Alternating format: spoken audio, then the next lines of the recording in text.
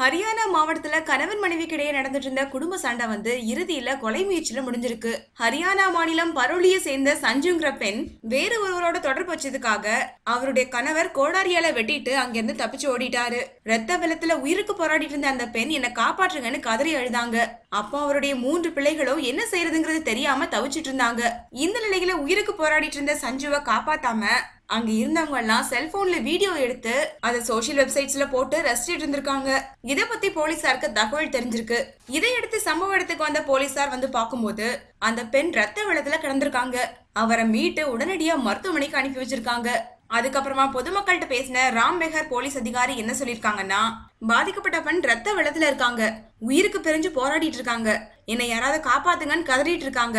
ஆனா அவங்க பேசின எதுவுமே காதுல வாங்கிக்காம இப்படி மனிதாபிமானம் இல்லாம வீடியோ எடுக்கீங்களேன்னு கேட்டிருக்காரு.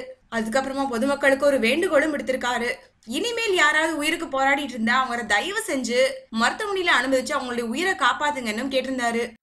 இந்த செய்தி பத்தின உங்களுடைய கருத்துக்களை கமெண்ட் பண்ணுங்க. மேலும் இது போன்ற தகவல்களுக்கு சேனலை சப்ஸ்கிரைப் பண்ணுங்க. நன்றி.